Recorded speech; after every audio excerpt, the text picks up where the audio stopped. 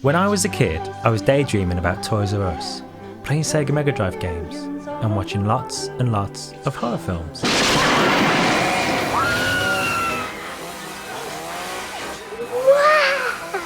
They even inspired me to make my own versions with rubber masks, fake blood, and my school friends. So my brother and I would often go to car boot sales here in the UK looking for weird new titles to add to the VHS collection. VHS? You put in your tape, and then it'll like play music, right? No! The thing about the VHS era, you sometimes had to take a gamble on whatever you were going to buy, because you wouldn't know much about the film beforehand. You couldn't whip your phone out and look it up, so you'd come home with either a newly discovered gem or something else. Oh my God! So I wanted to look back at some of the films that shaped me, the films that kept me up at night, and the films that made me ask, how? And sometimes, why? Which brings me to the first film, a lovable monstrosity so divisive and a behind the scenes production filled with turmoil, it has to be Spookies.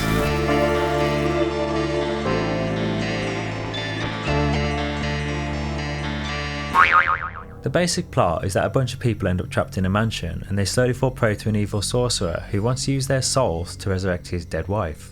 You get this weird side plot with this kid called Billy. He's spending his birthday alone in the woods at night because his parents forgot. And then this guy appears out of nowhere like someone about to give you a side quest in a game. And you're thinking, there must be something more to this guy. He's really suspicious. Oh no, he's dead. So the kid then stumbles upon the spooky mansion and there's a party waiting for him. It's filled with the usual stuff like balloons, cake, candles, creepy dolls, severed heads. Surprise, motherfucker! At this point, I thought the kid's story would align with the other characters and then somehow team up and... oh no, he's dead. These strange choices in the writing and editing start to make sense when you realise this is essentially two different films stitched together. What started out as a more traditional haunted house film called Twisted Souls then became tampered with by the erratic financer Michael Lee of Vipco. He fired the original filmmakers and hired a replacement to complete the project, which results in this strange mesh of a film. So with that out of the way, the bulk of the film is spent with this odd group of characters which you can't help but think, how and why did they all know each other? It's funny, I grew up with these people. They mostly get on each other's nerves. I think they get along a lot better without this greased lightning dude. Sandy! The film starts to properly take off when their friend is possessed by the sorcerer, which is when it really turns into a classic haunted house type movie but with lots and lots of cheese. The thing that drew me to Spookies in the first place was the variation of monsters. It's balls to the wall filled with absolutely mental looking creatures and the deaths get really interesting. You've got zombies, reptile things, this Grim Reaper dude, who is apparently made of dynamite. We've got Spider-Woman, low budget Alan Rickman, and whatever the fuck this is. And then you've got this asshole. Of all the shortcomings in this film, it's this guy that really grinds my gears. He's freaking everywhere, hiding behind doors, spying on people, holding the door shut. If you ever wondered how a door locks by itself in a haunted house film, don't worry, it's probably this dickhead.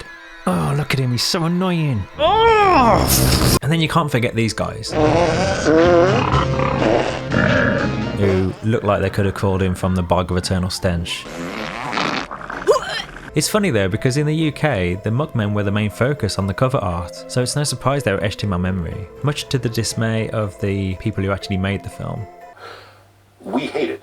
Now, whilst the gang are being terrorised by the rubber creatures, we have an ongoing romance story with the sorcerer and his deadish bride, but after she wakes up, it's quite clear she doesn't actually like him. Stay away! I don't want you by my side. I don't want you anywhere near me. So she too is trapped in the spooky mansion.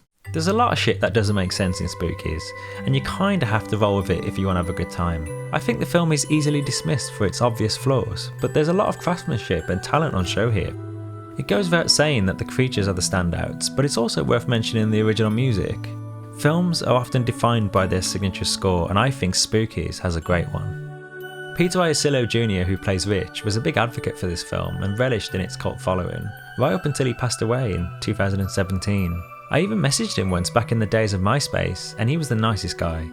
It's a real shame that he's no longer around anymore, but at least a part of him is cemented in this strange artifact of underground cinema.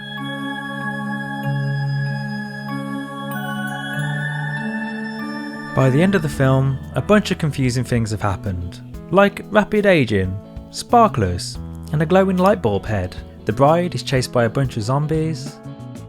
Oh hey Billy! And after getting through, it seems she's been rescued by a stranger. But who is he? And what does he want?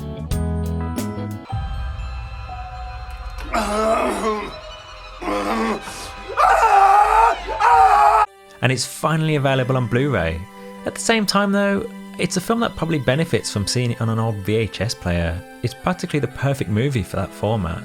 But I know, it's the year 2021 and VHS is dead. Oh no, no. Spookies. It's like going on a ghost train at a cheap fairground. It's filled with random monsters and it all looks like it's about to collapse. But you go along with it because, well, ghost trains are fun. It doesn't matter if the paint's peeling off or the ride is rickety. Isn't that part of the charm?